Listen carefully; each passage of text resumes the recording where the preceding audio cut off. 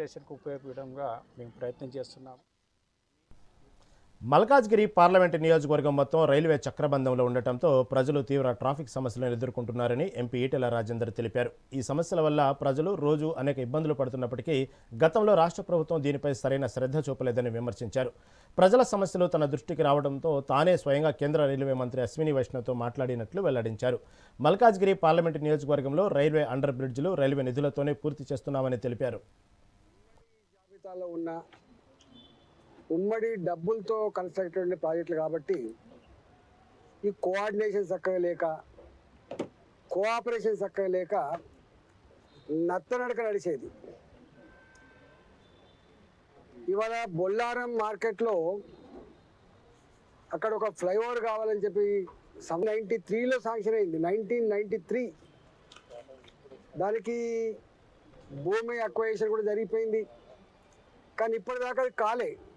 అంటే 30 ఏళ్ళు గడిచిపోయినప్పటికి కూడా అక్కడ ఒక ఆర్ఓబి కట్టలేకపోయింది. ఇక్కడ వాజ్పేయి నగర్ వాటికి కూడా తట్టడి మట్టి తీయలేదు, పనికి కాలే. అంటే దీన్ని బట్టి అర్థం కావాలి, అంటే రాష్ట్ర ప్రభుత్వం ఎంత శ్రద్ధతో ఈ ప్రాజెక్టులు అమలు చేసుకుంటుందో మనకు అర్థం కావాలి.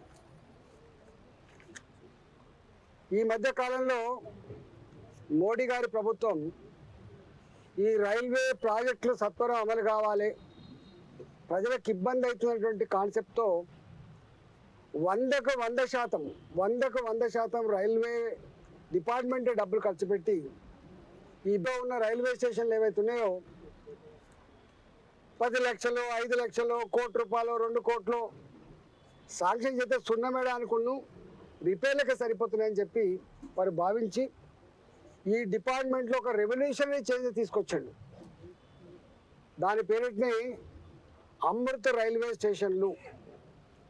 ఇలా అమృత్ రైల్వే స్టేషన్ల కింద మల్కాయి రైల్వే స్టేషన్ కావచ్చు, మేడ్చల్ రైల్వే స్టేషన్ కావచ్చు, సికింద్రాబాద్ ఎయిర్పోర్ట్లను తలపించే పద్ధతి నిర్మాణం అయినవి మీకు తెలుసు.